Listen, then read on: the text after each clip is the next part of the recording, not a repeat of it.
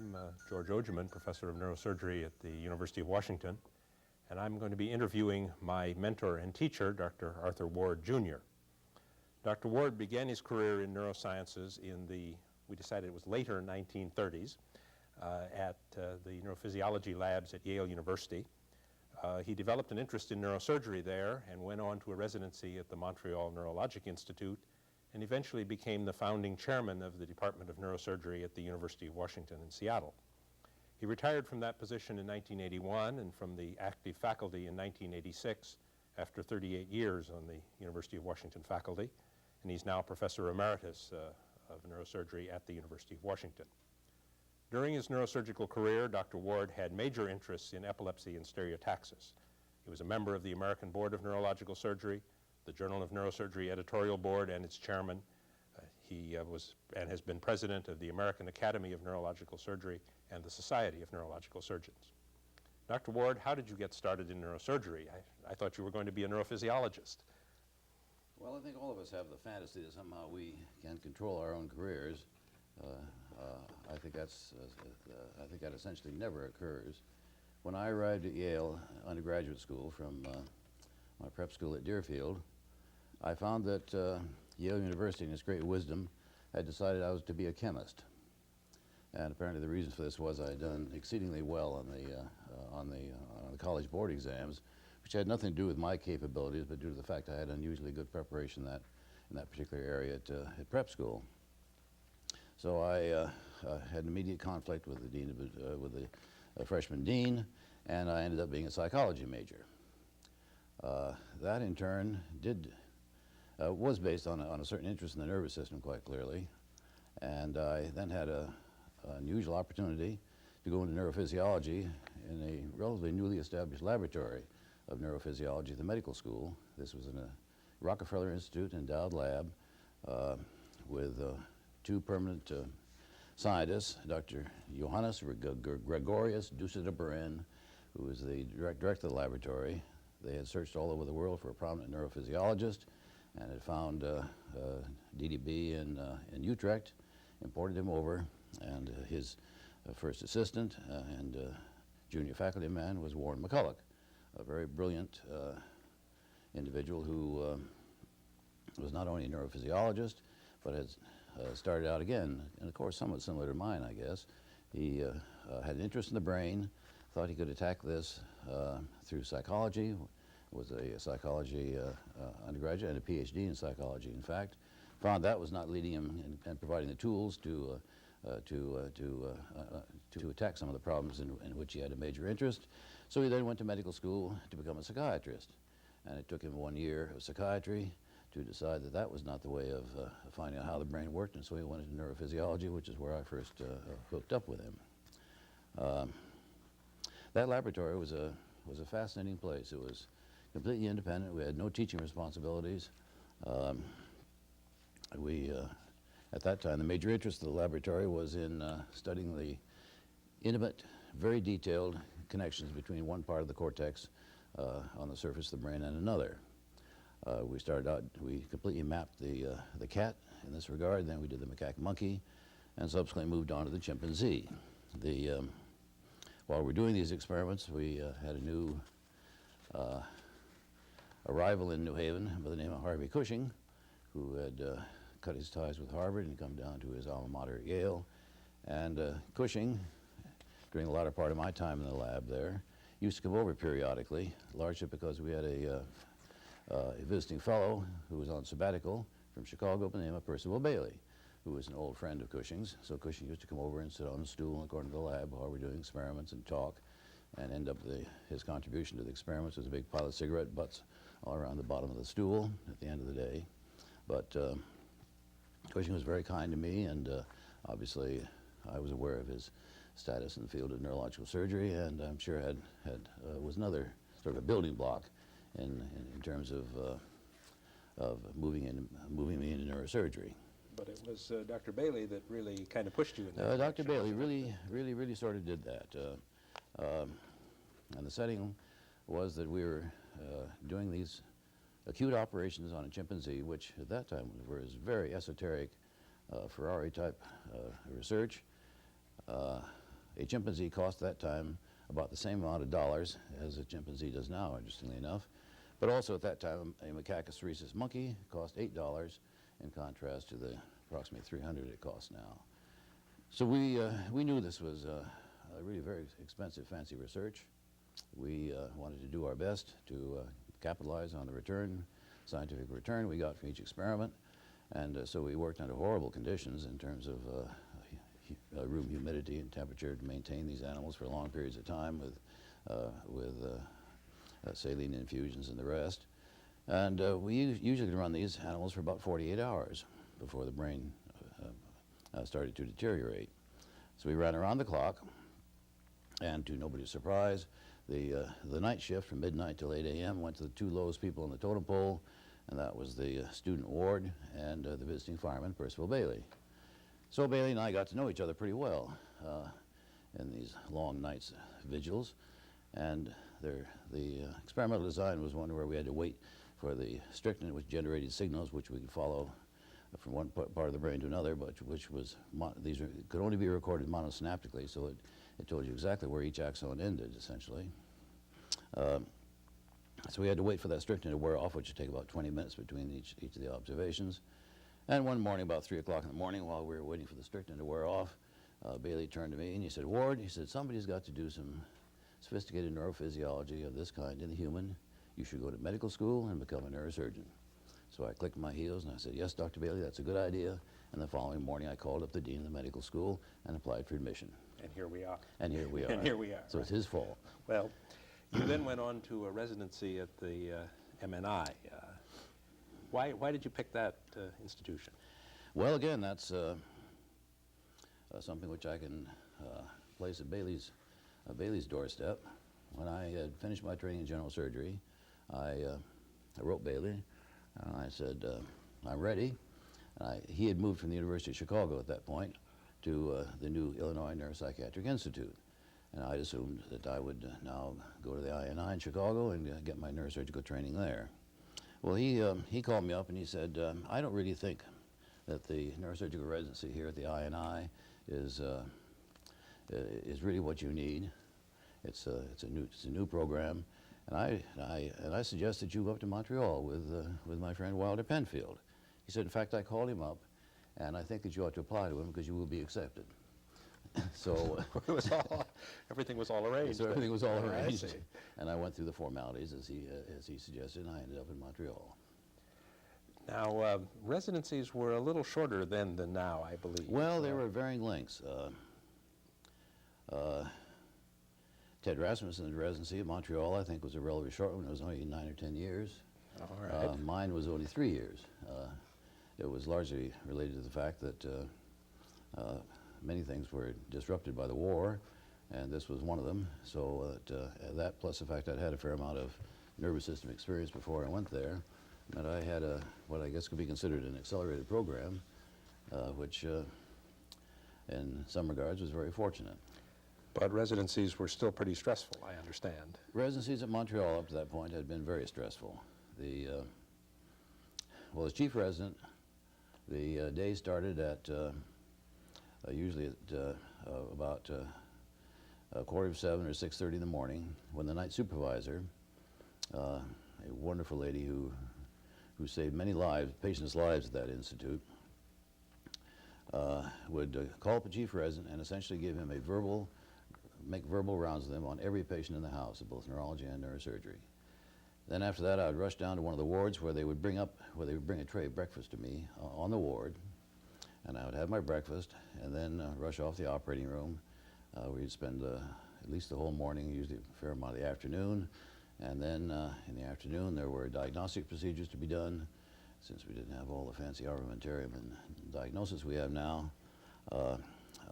Some clinics, not very many actually, and then in the evening was rounds, dressings, and I guess the day usually ended up about, well, if we're lucky, by 1 o'clock in the morning, occasionally a little bit later than that if there's surgery or something going on. So these were terrible hours and a lot of stress, and it's not surprising that essentially, well, up to the time I was there had only been one resident who had survived the residency without being hospitalized. I think there had been one suicide, one tuberculosis. And I got all the way through till about, I guess it was March or April. I thought I was going to be the second on the list. But I came down to the pan-sinusitis, which would have been relatively minor under any other circumstances, but that knocked me flat, and I was in the hospital for about a week. So I did not make that heroes list of being able to take the whole program intact. Tell us a little bit about your mentors there, Dr. Penfield and Dr. Cohn. Well, obviously, this was a series of extraordinary individuals. There's Penfield, Cohn, and Elbridge on the neurosurgical side, Herb Jasper on the neuroscience side, and E.G. in neurophysiology. Without any question, the leader of the team was Penfield.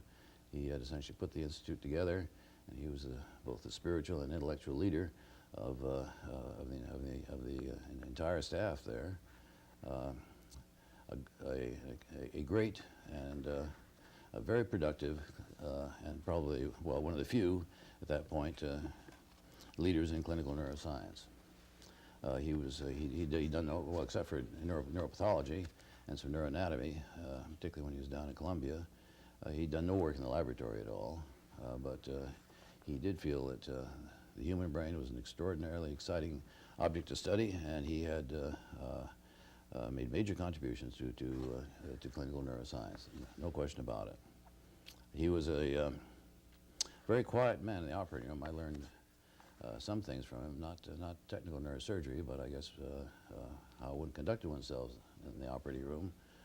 I can still recall the Senior Society, the Society of Neurological Surgeons, was meeting in Montreal, and at that time it was the custom of the society to have the first half-day so-called wet demonstration, which means you watch the local heroes operate. And of course, Penfield had to have an operation that day. We were doing an epilepsy case by great coincidence. And I was assisting him, and of course we were in a big hurry. Our gallery was all full of these eminent neurosurgeons, and we were in a great hurry to put on a good show and get the cortex exposed. And I was putting we used curved snaps on the scalp, and one of the snaps they gave me was bent, so it didn't grab party. I put it back in the tray, and then about 10 seconds later, the nurse handed me the same damn snap again. And so, in my effort to put on a good show, that frustrated me, so I threw it on the floor. At which point, Penfield leaned over to me and he said, "Arthur, never let me see you do that again." And I tell you, I can still recall that. He was a real gentleman then. He was a real gentleman, and he didn't want his histrionics in the operating room. He felt that was inappropriate, and that was not completely typical of those of that time, as you may know. Yes, but much of your technical training then came from Dr. Cohn, I gather. Yes, Cohn, I guess, could perhaps be considered my model neurosurgeon.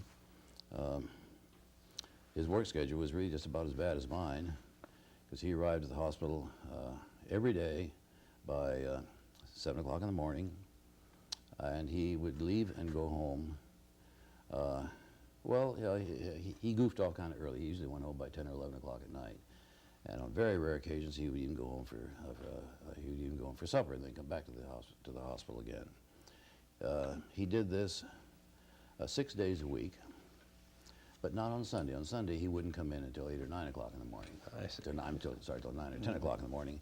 And he would often go home for supper and not come back. So that was a short day for him. The most dedicated guy that one could possibly have. He was terribly committed. In fact, his commitment was really an overcommitment and worked to the detriment of performance at times, I think. There's one example. He'd had an emergency the night before. The following day, he'd had the usual full schedule. I think he'd done 4 cases, three big cases that day. Had finished late in the afternoon. That evening, when I was making rounds, I checked on. He had a whole floor of patients, and I was checking on his patients as well, of course. And there was one lady I can still recall in the service with a third ventricle glioma. She'd only been on the service for a little over 2 weeks. We all knew exactly what she had. She had been all worked up, and she had about 3 or 4 doctors of papilledema, And I've been trying to get her on the schedule for about 10 days, unsuccessfully. And so I didn't even try that night when I called him on the phone and said, who do you want to operate on tomorrow? And, but he called me back in about half an hour and said, Arthur, said, that lady up there with the third ventricle tumor, she's worse. I think we're going to have to operate on her. And I said, fine, we'll put her on at 8 o'clock in the morning. No, no, no, he said, that would be too late. I think we better do her right now. So after procrastinating for 2 weeks, essentially, all of a sudden, in the middle of the night, he wanted to do a third ventricle glioma, and we got cranked up and going at midnight, and by 1 a.m. she was dead. Everybody was tired. The anesthesia team was tired, the nursical team was tired, and he was absolutely exhausted. He had no business doing a terribly difficult case like that under those circumstances. Well, he knew it because although he would come into the hospital every day, he didn't touch a knife and let me schedule an operation for him for over, I think, 5 days. And it's so that this is a price one pays, I guess, for being at times overly committed. But he was a completely dedicated guy, a Hallstedian surgeon, meticulous in the surgical technique, and awfully competent. His operating field always looked meticulous and clean. Somewhat in contrast, I might add, to that of Penfield. He, I think, was the one who was largely responsible for teaching neurosurgery to all the residents who've gone through Montreal. And after your residency, you went to the Illinois Neuropsychiatric Institute, sort of in its heyday of the mid-1940s. Yeah, yes. I went there in the laboratory. Warren McCulloch had moved from Yale to Illinois, and was running the lab, and he needed somebody to do the work because Warren is a great idea man, but not a terribly good man at getting data, and his sort of head physiologist in the lab, an old friend of yours, Max Wheatley, yes. Had just had a coronary, so he was left high and dry and had a lot of commitments in terms of research projects. So he called me up and told me he wanted me out there in a week, and I was able to make arrangements at that point to do that because I was been left sort of high and dry with the war without any firm commitments yet. And I went there and spent almost a year, I guess, and that was probably the most productive laboratory year that anybody could possibly have. It was an exciting place to be, a lot of new ideas floating around, tremendous amount of activity and work and stimulating people, that was a marvelous year. Do you remember any particular subjects that were especially hot at that time? Well, we did all. It was a very protean type of spread that we had. We did everything from was even some of the old cortical. Well, it wasn't cortical. I guess it was cortical subcortical projections, which I'd activated. In fact, I was assigned a fellow to work on that by the name of Oscar Sugar, on the frontal eye fields, as I recall, and we did some work on epilepsy in monkeys. Did some work on some psychiatric problems because we had a very active psychiatrist on the faculty there, and we're even involved in sort of the beginnings, I guess, of modern neurochemistry. Because we had two of the early founding neurochemists in the country on the staff there. So it was a very exciting time. And then you went off for a year with Glenn Spurling. Yes, having had a year immersed up to my eyeballs in the lab, I now wanted to get back into neurosurgery, and again I wanted to be to burn hot in the operating room. And Spurling gave me that opportunity, and which was certainly fulfilled. I had a marvelous time down in Louisville with him. It was a private practice setting, but we had a tremendous volume, excellent variety, and Spurling himself was again an extraordinary guy, and that was a real fun year. Do you have any specific memories of him that were particularly striking? Well, I guess only to the extent that well, I can remember we never had any real conflicts, but the only sort of professional. It was this is a running conflict we had professionally, because as you doubtless know, Spurling, one of his major claims to fame was discs. He wrote the first, I guess, book on them, and had probably done more discs at that time than anybody in the world.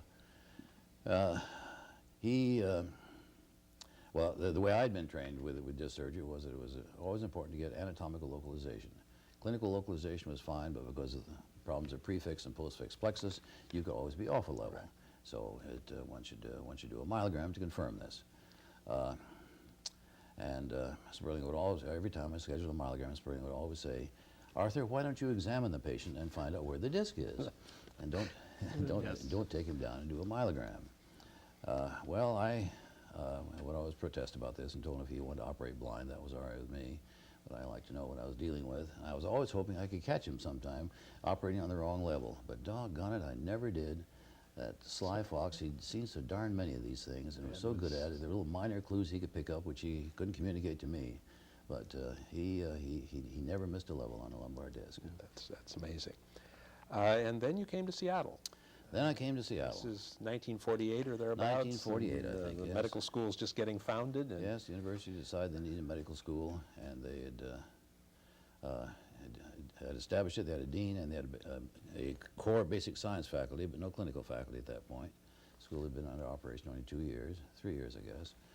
And so they already had medical students in the preclinical years. And why I got hauled in so early in the game, I don't know. I was the second clinician appointed to the faculty, the full-time faculty. what attracted you here besides the scenery? Well, I don't know. I had spent all of my life up to that point sort of as a old-school Thai boy on the East Coast, and I was attracted to the fact that here was a new medical school, talking to the people, the dean and the rest of the faculty. It was one that had a lot of enthusiasm, a chance to not be confined by past precedent. And also along with this, there was a tie of neuroscience. Bill Wendell from Northwestern, very prominent neuroanatomist, was the chairman of the Department of Anatomy. Ted Rue from Yale, a very prominent neurophysiologist, was the chairman of the Department of Physiology. And the dean had told me that he wanted to continue this major theme of neuroscience in the clinical departments, and made a lot of wild promises to me about how the clinical side he hoped would develop. And that was all pretty exciting. What were your major goals for the department? Well,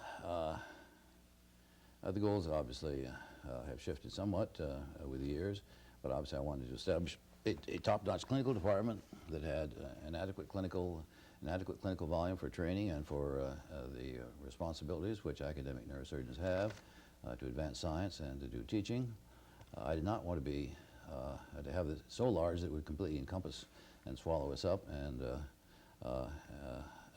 but it would still provide time for academic pursuits for the faculty, and we always tried to maintain schedules for everybody so that they would not be preempted.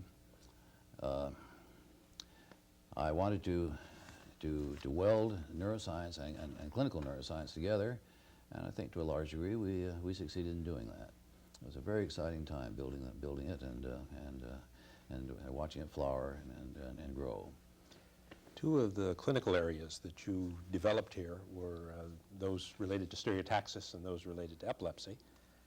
Tell us a little bit about the early days of stereotaxis, because that's sort of the beginning of human stereotaxic work. Right. Well, I suppose my interest in stereotaxis really dates back to when I was at the Illinois Neuropsychiatric. One day a week, Horace Magoon, who was professor of neuroanatomy at Northwestern, used to come over and do research with us at the INI with me, not because he had any particular affection for me, but he did like the facilities we had. We had very elaborate equipment and nice resources, good animal primate labs and the rest. Whereas at Northwestern, the poor fellow, he had a stereotactic machine up there, a little brass stereotactic machine that was a copy of the original Horsley Clark. He did have I think he did all of his stimulation in the brain with a Harvard inductorium. Oh my goodness. He had no recording equipment of any kind, electronic recording equipment of any kind. This was in what, 46? You know, they'd heard about vacuum tubes and things by then, you know. Still smoke drums. And so it was. We had facilities for him that were hard to match anywhere. So he used to come over, and he and I worked together. And he was an absolute artist with that stereotactic machine, both in terms of the machine, how you do stereotaxis, and how you reconstruct the lesions later with serial sections and projecting them on the wall and drawing these things out. So my, I guess, background and knowledge in stereotaxis, I can really lay at Magoon's feet. At the same time, Bailey got interested in stereotaxis, I guess in part at least because of George Schaltenbrand in Germany. And so Bailey decided better build a machine that they could potentially use the human, and they made a small one that was a very simple, straightforward apparatus. Didn't have a big box that kind of covered everything up, but was almost a U-shaped device into which the head would fit. And we used that extensively in monkeys. In fact, I brought one of those out to Seattle with me. And then, having proved its utility and versatility, we then scaled it. Bailey then scaled it up essentially for human use. I never did a human case with him, but I think they did. I think they did a few, and that and the work with Spiegel and Weiss's were the two early attempts in human neurosurgery. Out here, Parkinsonism was just sort of the surgery of Parkinsonism was just sort of on the horizon at that point.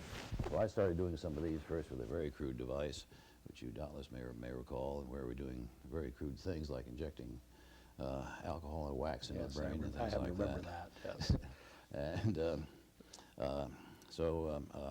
with the help of an engineer, I devised a machine which was named by the engineer, not by me, the Planisphere, a very gorgeous name. But it was a very versatile device for moving the electrode around and very accurately within a limited volume of brain in the depths.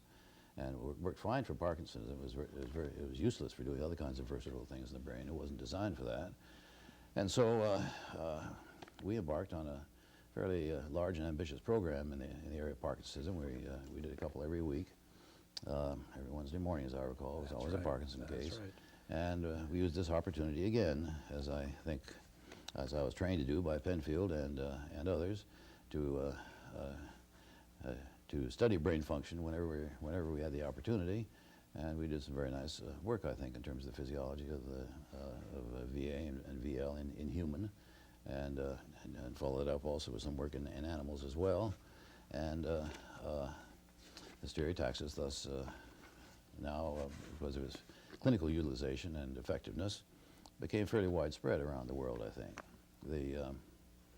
Parenthetically, looking back on it now, the great promise which stereotaxis I think had for humans has never been fulfilled. I don't know why this is. I guess in part it's related to the fact that the interests in neuroscience have changed. Neurosurgery has to build on the infrastructure, if you wish, of basic neuroscience. And at that time, a lot was being discovered, and it was a rather exciting area to be working on the function of subcortical nuclei, such as ventralis lateralis.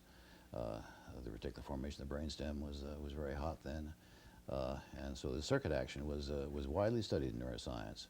That has effectively completely disappeared. There's been no work on circuit action in the brain in the last 15 years that I can of any real major significance in animals. It's all gone to molecular biology, which is perhaps quite appropriate, but neurosurgeons can't operate on molecules very well, whereas we can operate on circuits. We can modify their circuit action, either in terms of enhancing or decreasing it, but we don't have the knowledge to know what really should be done. And as a result, human stereotaxis has never really gone forward the way I'd hoped at one time it would. Certainly as a functional As approach, functional and still, neurosurgery, of which course, is really much what it used for was. biopsy, but Exactly. not for the functional work. Exactly. How about the development of epilepsy here? That was another That's major the other interest thing, of yes. yours.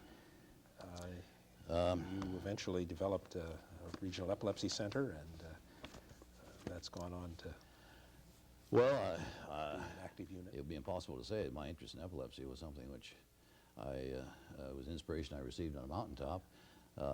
Obviously, I acquired this from Penfield. It was impossible not to get pretty excited about epilepsy when you're in Montreal, particularly at that time. And I carried that with me when I left. We did some work on epilepsy in the macaque monkey when I was down at the Illinois Neuropsychiatric. And I obviously brought it with me to Seattle. It's true of many things that tend to succeed and get momentum. Multiple factors tend to bear on how decisions are made.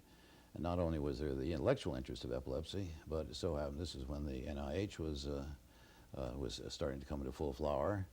And one of the great virtues of epilepsy is that under the banner of epilepsy, one could study almost anything in the nervous system. One wasn't confined to studying very specific little focused topics. And so much of the laboratory program had the general theme of epilepsy, but ended up studying the electron microscopy of boutons and a variety of other esoterica, which ultimately do have a bearing on the understanding of epilepsy, but are not directly directed research in that regard. And we had a very successful and very large program in the laboratory dealing with the neuroscience of epilepsy, I guess. And accompanying with this, we felt it was appropriate to carry both the techniques and knowledge gained in the laboratory back up the operating room, which is what we did. We microelectrocording in the labs was rapidly transplanted to the operating room, and in '52, I guess it was, we did the first microelectrode recording from a human cortical neuron in an awake human. Some character named Ojemann is successfully exploiting this technique even now. Once in a while we do a bit of that, right. You were quite active in national neurosurgical affairs, member of the board, Journal of Neurosurgery editorial board, president of the Academy and the Senior Society. Give me some of the highlights of your perspective on national neurosurgery. What were the big problems you had to deal with? How do you feel national neurosurgery has evolved in the course of your career? Well,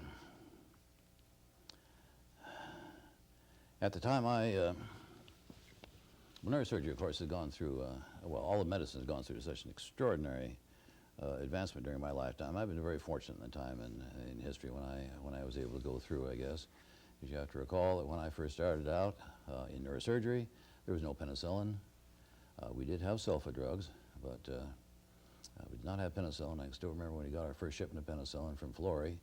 I was up at Montreal, and every time we gave it to a patient, we had to collect all the urine because we had to distill the penicillin out of the urine to recycle our urines. It was a real thrash. But the armamentarium of neurosurgery has just expanded unbelievably. But along with all this, we've paid a price. At the time I went into neurosurgery and during its early years, neurosurgery was justifiably called the queen of the arts, and indeed it was the queen of the arts. Cushing, in part, made it this way. But along with this, everybody in neurosurgery, essentially without exception, in that era, felt very deeply about the profession of neurosurgery and his obligation to the field and the necessity that he contribute to the field. Len Spurling, in full-time private practice, felt this very deeply. He kept extraordinary office records, did a lot of publishing, and his clinical publications were very, very productive. And he did this because he felt he owed this to the field. The field had done wonderful things for him, and he had to repay it. I don't detect that feeling in essentially anybody anymore. The whole thrust, I think, and motivation in neurosurgery, including academic neurosurgery, has very dramatically shifted. And it's not all bad, but I think that it's very different. Those who feel quite critically about this are perhaps classified as saying that neurosurgery has become a trade rather than a regal profession. And I wouldn't go that far, but I think there's an element of truth to that. In your national neurosurgical activities, were there any particular events that you recall? You had some doings with the Journal of Neurosurgery, as I recall. Yes, Journal of Neurosurgery. Well, when I was first appointed to the board, it functioned in a rather interesting way. Louise Eisenhardt was sort of the patron saint of the journal, and this was both good and bad. I can recall as it was really starting to grow. The neurosurgery was starting to flower. More and more manuscripts were coming in, and the field was getting larger. Louise Eisenhardt didn't know every one of the authors by his or her first name at that point. And it turned out that the mechanics of running the journal were deteriorating. In fact, we found out that at one point, one manuscript had had no action on it because it had been sitting down in New Haven with Louise Eisenhardt for 9 months. The way the journal ran at that time, if Louise Eisenhardt liked the author and had confidence in them, it would be accepted regardless of what the topic was and how well it was written. This would happen to be an author she had not had a lot of contact with, so she put it. We sent I think Paul Bucy down there to delicately look into all this, and he found it hidden among a whole pile of papers on top of her radiator on the window counter, and she just didn't really feel that she wanted to deal with this issue because she didn't know the guy, so that Paul and I had the entire board had now the problem of how do we delicately move neurosurgery onto its next level of operation, which we successfully did, and it became much more structured at that point, and obviously a much higher class professional journal than perhaps had been up to that point. Then was there a time a little further along when you had to deal with the succession of the editorship? Oh dear. Well, it wasn't the succession of the editorship so much. It was Paul Bucy, God bless him, who certainly gave an extraordinary amount of his life and energy to the journal, was director of publication, collected all the advertising and laid it out, and handled sort of the business side. She was really sort of the business side of the journal, and he wanted to take the journal with him into retirement, I think, was his sort of plan, to take it down to Tryon, North Carolina with him. Well, the journal had grown to the point where this just didn't really seem feasible, and the board got together and felt that we should now acquire a sort of professional, full-time editor, and also full-time publication office, and through some, I guess the rest of the board felt they wanted to get even with me, and so they unloaded this happy task on me to tell Paul that we were going to relieve him of his so he wouldn't have to worry so much about the journal.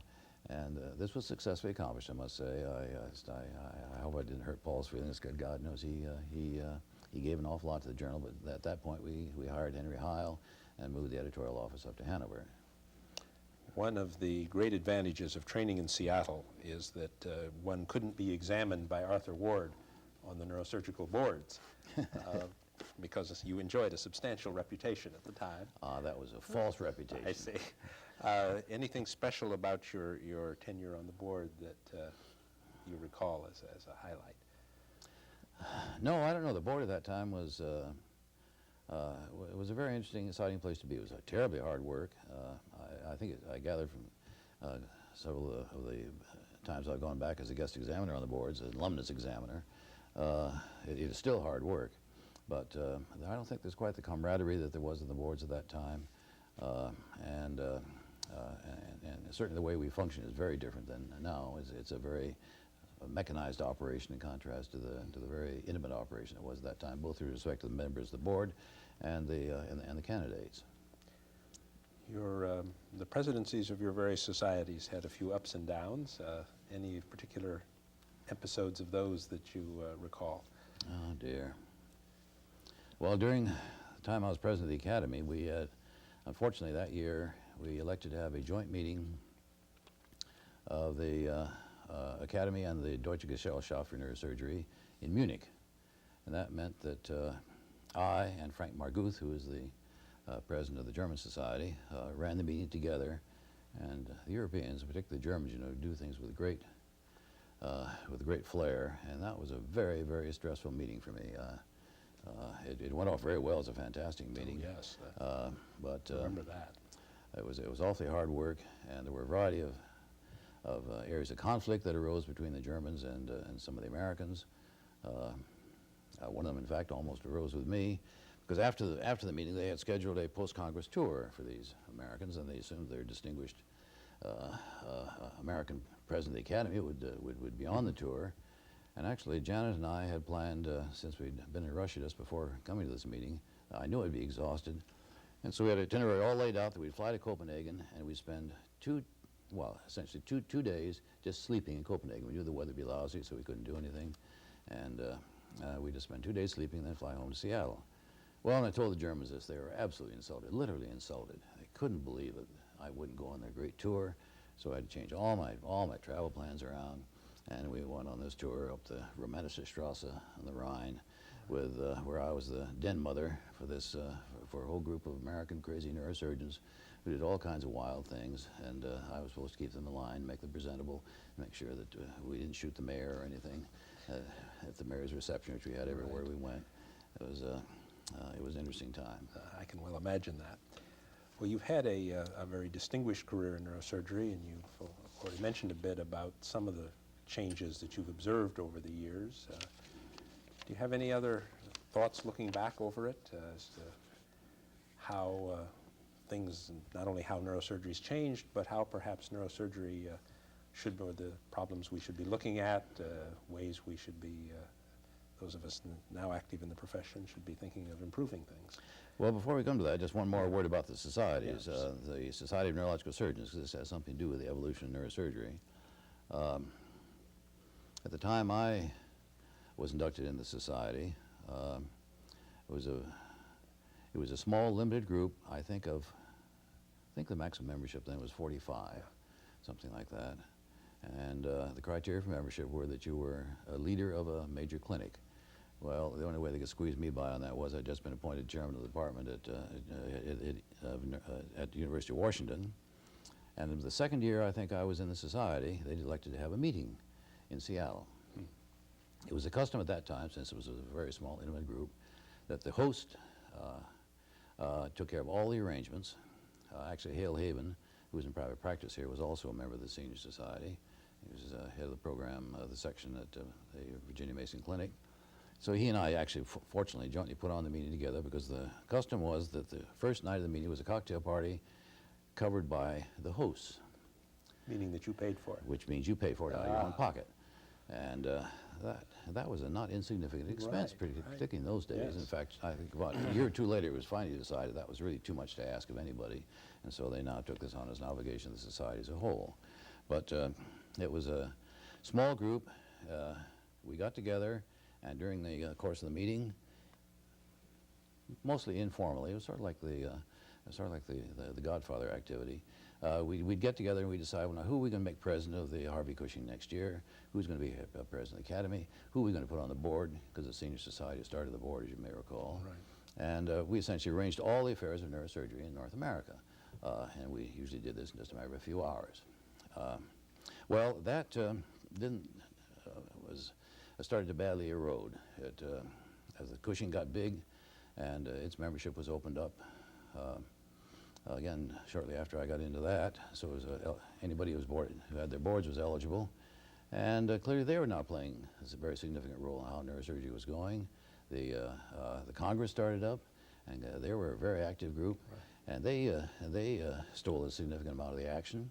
And all of a sudden, we found ourselves sitting around here talking to ourselves, but essentially completely impotent dictators. Yes. And we had some very strong and active meetings, I guess. What is the future of the Senior Society going to be? Because as far as I could see, actually Earl Walker was another proponent of this view, along with myself, that the Senior Society was going to disappear. It had no reason for being unless we could define a role that was a realistic one. And as a result, we eventually focused on the fact that this really our role was education, program directors, and the society is now focused in on these general areas rather than trying to be the big power broker, which it had been before. You also had quite a little bit to do with neurosurgery's relations with the National Institutes of Health. Oh, yes. And there were times, I gather, when organized neurosurgery was not altogether enthusiastic about this. Oh, my golly, no. Shortly after the NINDS, I guess it was at that time, was formed. This must have been 1950, somewhere around there. It had been well received in organized neurology, but Pierce Bailey was the director, and our current director, Murray Goldstein. Murray Goldstein was sort of the front man even then, and he came down to a meeting of the Harvey Cushing Society in Miami, I can still recall it, to tell us about this wonderful opportunity to build clinical neuroscience, and neurosurgery should be a part of this game and everything. And he was told formally in open session, take your bureaucratic money and go home, we don't want to have anything to do with it. It's a socialistic scheme, and neurosurgery can get along just fine without you. Thank you very much. So Murray Goldstein packed his bag and left. And in fact, it was a long time before neurosurgery really had any representation or input to the NINDS. It was, which I think was a tragedy, but we obviously did survive, yes. You actually played a fairly active role in that, as I recall. Yes, I did. I ended up sort of being the middleman on a lot of the negotiations. I finally got them to agree that it was worthwhile to train neurosurgeons with academic interests, scientific academic interests. They were so afraid they were just going to train people to go out and make a lot of money in private practice. Well, good night. That nobody's going to go through that kind of torture just to go out into private practice. So we were able to change it. We were able to get some. We were able to get research grants going to neurosurgery and building up academic departments. And the NIH has been a very strong source of support for academic neurosurgery in the last 25 years. Although academic neurosurgery's support from NIH still remains a little bit of a problem. Not that we don't get as many grants funded as we should. Its proportion is exactly the same as everybody else's, right. but that we don't apply for them. We don't apply for them. And that's sort of symptomatic of maybe the problems in investigative neurosurgery. I think that's correct. I think that's correct. Do you have any suggestions for us?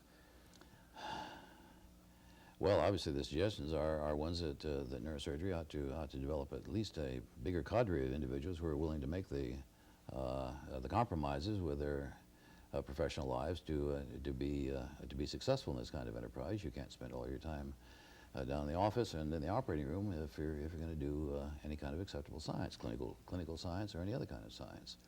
And there are not very many people nowadays who are willing to make that sacrifice. They or their wives, at least. We're about at the end of our interview, and I wondered if you had sort of some last comments and insights and recollections that might be important for us. Well, no, I don't have any crystal ball.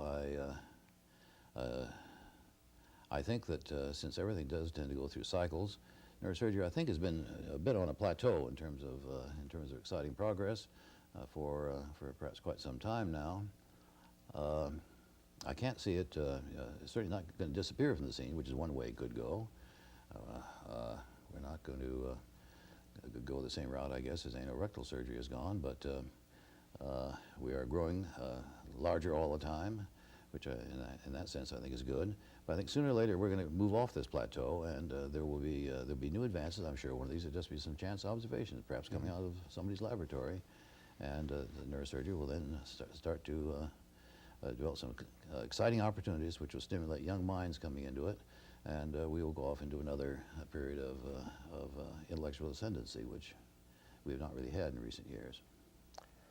Dr. Ward, thank you very much on behalf of the American Association of Neurological Surgeons. It's been a pleasure to hear about a distinguished career and it's the way neurosurgery has developed over the last few decades. Few decades, yeah. Well, it's been a great pleasure to be interviewed by such a distinguished protege of mine. You've been one of my favorite people I've greatly admired, and it's been wonderful to stand on the sidelines and watch you develop and grow. Well, thank you. Great.